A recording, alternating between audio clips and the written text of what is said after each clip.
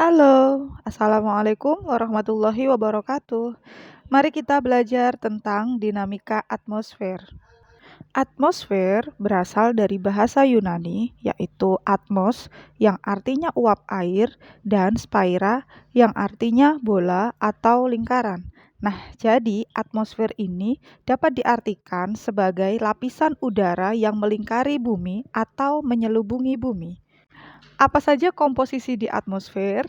Nah, lapisan ini terdiri dari berbagai macam gas. Gas-gas tersebut adalah nitrogen. Gas ini yang paling banyak loh, sebanyak 78,08%.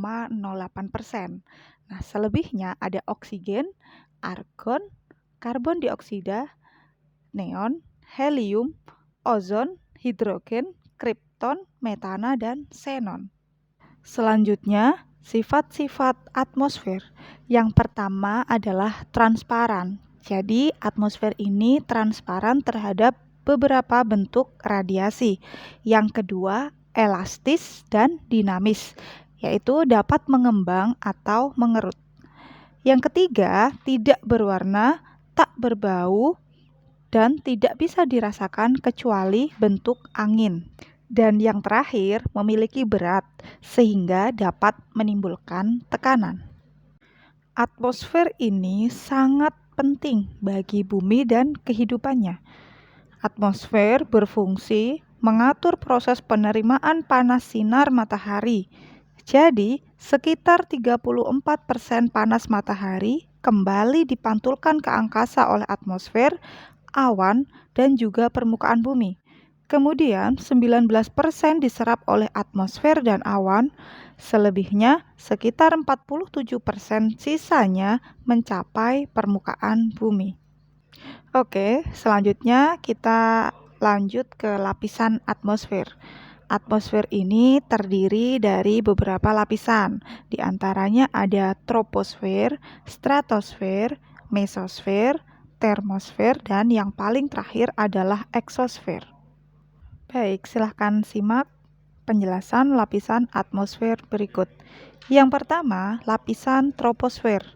Lapisan troposfer ini merupakan lapisan atmosfer yang paling dekat dengan permukaan bumi. Fungsinya yaitu sebagai tempat terjadinya fenomena iklim seperti hujan, petir, adanya pelangi, dan lain sebagainya. Lapisan ini pada ketinggian 0 sampai 18 km di atas permukaan laut dan memiliki ketebalan yang berbeda-beda di setiap wilayah.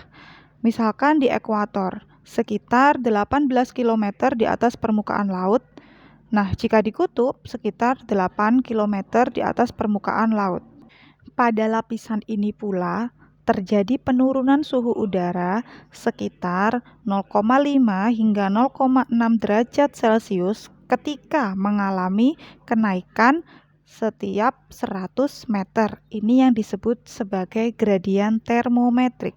Suhu di lapisan troposfer sekitar 27 derajat Celcius di atas permukaan laut hingga minus 60 derajat Celcius pada lapisan teratas troposfer. Di lapisan troposfer yang paling terakhir yaitu terdapat lapisan tropopaus, di mana lapisan ini merupakan lapisan antara troposfer dan stratosfer. Selanjutnya, lapisan yang kedua adalah lapisan stratosfer. Lapisan stratosfer berada pada ketinggian 18 hingga 60 km di atas permukaan laut. Pada lapisan ini terdapat lapisan ozon pada ketinggian 35 km di atas permukaan laut yang memiliki manfaat yaitu melindungi bumi dari pancaran ultraviolet. Selain itu, di lapisan ini pula pesawat jet terbang. Lapisan stratosfer mempunyai sifat udara yang kering, dan yang terakhir terdapat lapisan stratopaus di dalamnya. Lapisan yang ketiga adalah lapisan mesosfer. Lapisan mesosfer berada pada ketinggian 60 hingga 80 km di atas permukaan laut. Lapisan mesosfer ini menjadi lapisan atmosfer yang melindungi bumi dari hujan meteor. Jadi, pada lapisan ini meteor terbakar sehingga tidak sampai pada permukaan bumi. Udara pada lapisan ini sangat panas, disebabkan adanya pergeseran objek atau benda-benda yang datang. Hingga akhirnya benda-benda tersebut terbakar karena panas lapisan ini. Di lapisan mesosfer terdapat lapisan mesopaus, yaitu antara lapisan mesosfer dan termosfer. Oke, selanjutnya terdapat lapisan termosfer.